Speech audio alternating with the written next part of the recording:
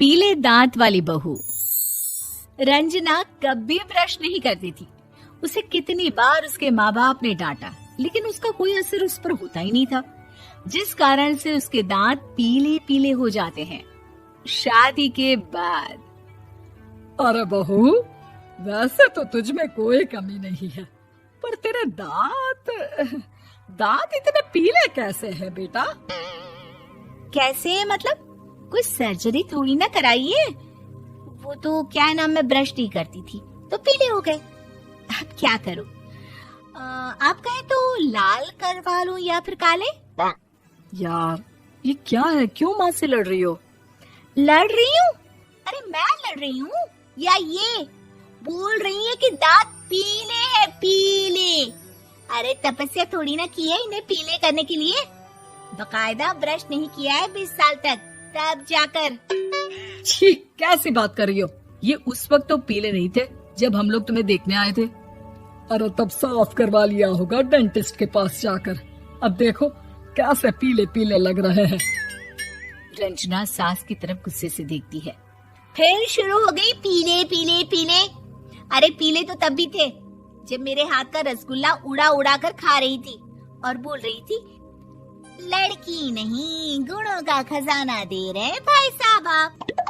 खैर, अब वो लोग करते भी तो क्या करते, पीले दांत वाली बहू पल्ले पड़ी थी तो झेलना तो था ही। एक दिन कीर्तन में रंजना गाना गा रही थी। अरे कमला बहन, माँ का द्वार है, यहाँ तो सब शुद्ध होकर आते हैं, फिर अपनी बहू को ब्रश भी नहीं करवाती तुम। दूर से पीले पीले दांत भक्ति में बाधा उत्पन्न कर रहे हैं। अरे कोई 2 साल के बच्चे थोड़ी ना लेकर आई हूँ मैं बहू बनाकर। अच्छी खासी लड़की है, अरे कैसे करवाऊं ब्रश? ये तो उसे खुद करना चाहिए ना। अब माँ बाप तो इसके जैसे तैसे निपटा दिए, ये नहीं सोचा कि सास कैसे संभालेगी। सास बहू को लेकर घर आ जाती है, लेकिन सोच लेती है कि अब इसे लेकर कहीं नहीं जाएगी। अगले रोज बहू कहती है, अरे क्या हो गया, मंदिर नहीं जाना क्या? कीर्तन का वक्त हो रहा है। मेरी मधुर वाणी से कान्हा जी जागते हैं और सोते हैं। आप तो जानती है ना उनकी भक्ति में कितना मन लगता है मेरा। वो क्या है ना, तबीयत ठीक नहीं लग रही है मेरी, आराम करूंगी मैं। तबीयत ठीक नहीं लग रही? अभी तो मिथुन के गाने पर नाच रही थी आप, और अब बोल रही है कि तबीयत ठीक नहीं लग रही। अरे भक्ति में मन लगा लो सासू माँ, ऊपर जाना है, क्या मुंह दिखाओगी आप? हाँ? सास को बहू की बात पर गुस्सा आ जाता है।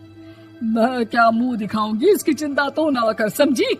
अपने मुंह की चिंता कर, जो ये पीले पीले दांत लेकर हर जगह पहुंच जाती है। पता है लोग कितना मजाक बनाते हैं। ना जी ना, मैं नहीं जाना कहीं तेरे साथ। तो ये बात है। कोई ना, मत जाओ, मैं अपने कमरे में ही बैठकर भक्ति कर लूंगी। ऊपर वाला दांत थोड़ी ना देखता है, मन देखता है, भावना देखता है। और अरे बस बस, तू सब कुछ दिखा, बस ये सफेद चमकदार दांत ना दिखाना किसी को, है? जा यहाँ से। बहू को सास की बात का कोई फर्क नहीं पड़ता, वो तो जैसी थी वैसी ही रह जाती है। सुबह नहाकर किचन में खाना बनाना, फिर खाना खाना, कीर्तन भजन करना और सो जाना। एक दिन, माँ जी मैं सहेली के घर जा रही हूँ, शाम को लेट आऊंगी। हाँ, तो जाना, मैंने कौन सा तेरी आरती करनी है घर पर बैठकर। रंजना सहेली के घर जाती है, जहाँ वो पार्टी में जाने की तैयारी कर रही होती है। अरे शिखा, कहाँ जाने की तैयारी कर रही है? मैं गलत वक्त पर आ गई क्या? अरे नहीं यार, उल्टा सही वक्त पर आई है। मैंने ये साड़ी और ज्वेलरी निकाली है यार, शाम को इनके ऑफिस की एक पार्टी में जाना है। बताना कैसा लग रहा है ये सब? नहीं यार, इस ड्रेस के साथ तो वो वाली ज्वेलरी अच्छी लगेगी। हाँ, सही बोल रही है, मैंने ध्यान ही नहीं दिया। वैसे तो हमेशा से मस्त फैशन सेंस रखती है। तो बड़ा जाती होगी ना पति के साथ पार्टी में। रंजना कुछ नहीं बोलती, बस सोचती है कि यार काश ये बात सही हो जाती, पर मैं क्यों नहीं जाती पार्टी में? क्या इन लोगों की कोई पार्टी होती नहीं होगी? रंजना घर आती है और रात में पति से सवाल करती है, एक बात बताइए, आप मुझे किसी पार्टी में क्यों नहीं ले जाते?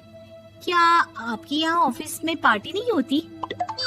पति बेचारा क्या कहता कि दांत पीले हैं तुम्हारे इसलिए। अरे कोई पार्टी होती नहीं हम लोगों के ऑफिस में, तो कहाँ से लेकर जाऊं? और मार्केट, मॉल, कहीं वीकेंड घूमना, कहीं तो। अरे यार सारे हफ्ते में एक छुट्टी मिलती है, तो सोचता हूँ कि आराम ही कर लूं। क्यों? रंजना मन मार के रह जाती है। पहले कभी सास के साथ मंदिर जाया करती थी, लेकिन वो भी सास ने ले जाना बंद कर दिया। घर बैठी बैठी रंजना बोर हो जाती है। तभी उसे आइडिया आता है और वो मायके जाने का सोचती है। सासू माँ, 2 दिनों के लिए मम्मी के घर जा रही हूँ। अच्छा अच्छा ठीक है, आराम से जा।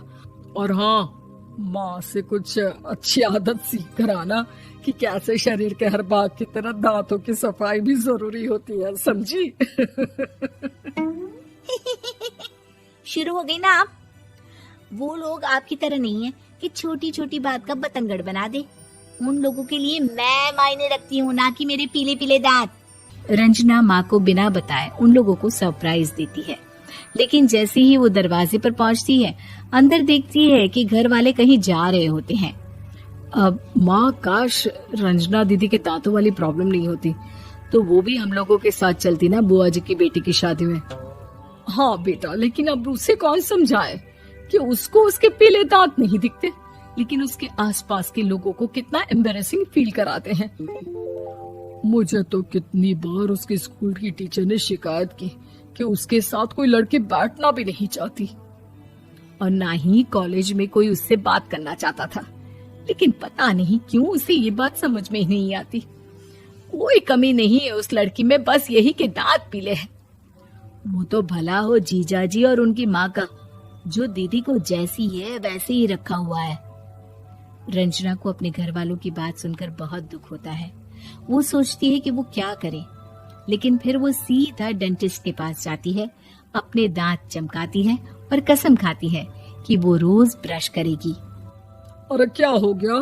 तुम तो 2 दिनों के लिए गई थी ना, पर कोई ना, अच्छा है, चलो आ गई तो। रंजना सास के सामने आकर खड़ी हो जाती है और पूरी स्माइल करती है, उसके चमकदार दांतों को दिखाती हुई।